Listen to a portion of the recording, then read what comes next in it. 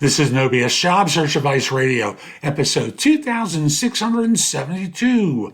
I'm your host, Jeff Altman, the Big Game Hunter, and welcome. I reached into the vault today, excuse me, and pulled out what was originally a Google Hangout. Ooh, so it's not HD quality, I'm sorry, but the content is good. And I'm going to be talking today about why you don't even get the interview. You've submitted a resume, you're not getting interviews. And not all of these are going to apply to you, but maybe one of them will get through and be helpful to you. I hope you find this show helpful. Please share it on LinkedIn. Please give it a great review wherever you listen to it or watch it. And we'll be back in just one moment. This show today is about why you don't even get the interview. And let's say you've seen a job description on a job board, or you've reached out to a hiring manager and you want to get an interview. So you forwarded a resume to them and you haven't gotten the interview. You haven't even gotten an acknowledgement. So why is that? Why aren't you getting the interviews even though you're sending out the resume? And I want to come to the most succinct answer that I possibly can for this, because it really cuts to the core and gives you a no BS answer for why that happens. And then I'm going to go into some details for why it just doesn't happen. Now, the primary reason that you're not getting the interview, and really this is all it really comes down to, the primary reason you're not getting the interview is you haven't made a good enough case for why you fit a role that the firm is hiring for, or why it is they should give you a shot. It's really that simple. So how does that come about? Well, I think you have to really understand what recruiters do all day long. And that's whether corporate recruiters or third-party recruiters like myself. So let me first give the scenario of the corporate recruiter. They're trying to fill not just simply this job, but a bunch of jobs. And in addition, they're interviewing people by phone or in person. They're talking to hiring managers about new positions that have opened up.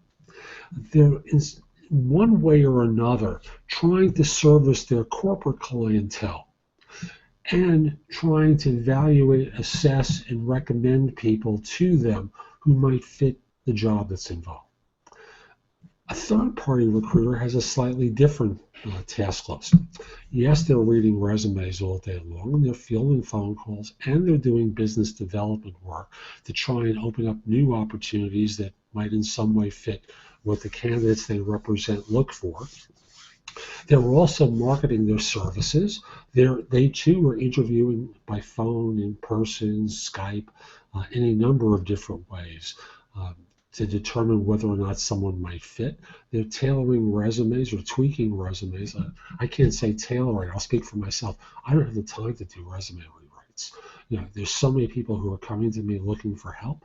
Imagine if I had to rewrite every resume. Like this morning, I walked in, there were 125 emails waiting for me. You think I have time to, let's say only 75 of those were new resumes. Do you think I have time to do all that work for other people for free? For free, mind you? You expect someone to write a resume for you for free? I don't think so. So I'll simply say that we're here to evaluate, assess, and refer people to schedule interviews with our with candidates for our clients. As you can tell, I use clients to refer to the institutional customer and candidates for you, the job hunter. So what is it that's happened? Where's the disconnect? Now, understand how we conduct ourselves. I'm going to read a resume after I get off the phone, after I finish this show. And maybe I'm going to spend 2 minutes looking at it, tops. Let's say it's a minute looking at it, tops.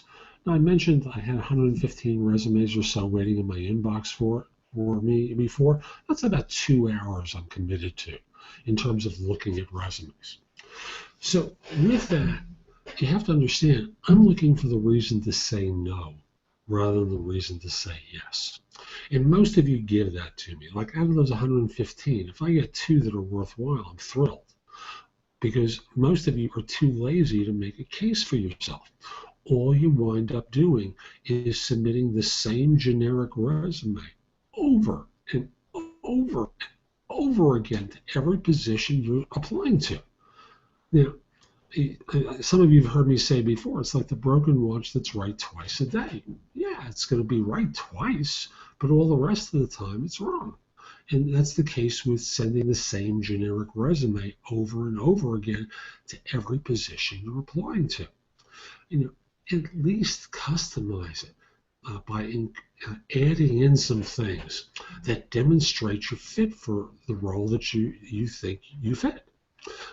And again, most of you don't do that. Most of you are sending the same generic resume over and over again for every position that you're applying for. And they can't fit. Not every job is the same. So understand, the problem isn't the reader. The problem is you. You folks are committing, job search suicide. It's like Harry Carey for yourself.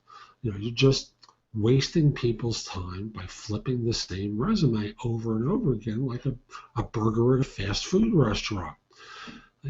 Not everyone wants that, that particular dish, serve this the same way over and over again. They want it customized for them. And the same is true for you. So understand, when I'm looking at a resume, more often than not, you people are giving me the reason to say no, and I'm looking for it. I'm looking for the reason to say no. Sometimes the reason to say no is, your resume is spelling error laden. It's ridiculous. So, I could look past it, but I'm trying to evaluate and assess people for how they're going to present in front of a client. And I understand that if you're submitting a resume to me or to someone else, you're trying to create a great impression. And if this is your best shot at creating a great impression, what are you going to do in person? If you're too lazy to take the time to spell check a resume, come on, give me a break. It's a button in your word processor. How tough is that? Now, I understand that there's some words that'll sneak by. Again, I'm going to date myself with this one. For years, the word novell used to get through when misspelled with only one L. Now, novell was spelled N-O-V-E-L-L, and the word novel, N-O-V-E-L. Sometimes the letters on the keyboard stick. I understand. But so often, the mistakes are grammatical, which Microsoft Word will do a grammar check for, and they're spelling. Why are you doing this? It's ridiculous. So take the time to spell check and grammar check your resume to make sure that there are no mistakes in there. Sometimes people send me cover letters that aren't for me. They're just, they're addressed to someone else. What's the message? Yeah, I understand you make mistakes. Stuff happens. But you can see that they wrote a cover letter for someone else's job. That has nothing to do with the one that I'm recruiting for. Why do you do this? Answer, stupidity, laziness. You pick the answer for me. But this happens all day long when I'm reading resumes. I mentioned typos, poor writing skills. You write immaturely. And your cover letter just does a poor job of enhancing your resume for the fit. Now, I want to be clear about this. I don't believe in generic cover letters anymore than I believe in generic resumes. If you send me the standard cover letter that says, I'm applying for the job of such and such that I saw advertised on such and such website, I believe that my experience would be an excellent fit for your organization. I look forward to hearing from you at the earliest possible convenience about you scheduling an interview to meet with me. It's stupid. You're wasting my time. Make a case. Use the second paragraph to demonstrate that you fit the role that I'm recruiting for. How? Real simple. what you can do is in that second paragraph, you can say, I noticed that you required certain things for your clients. Let me talk with you about how my experience matches up. 2 years, you mentioned 6 months, you mentioned someone with such and such background. I have 2 years of it current. Such and such experience, 3 years, up till 6 months ago. You go point by point with these items in order to demonstrate your fit for the role. And what happens is you're making a case using this point-by-point approach to show that you fit. Now, like I said, generic cover letters are an instant rejection for me. They're a colossal waste of time. But here's an even funnier one, where cover letters really demonstrate a fit for something completely different.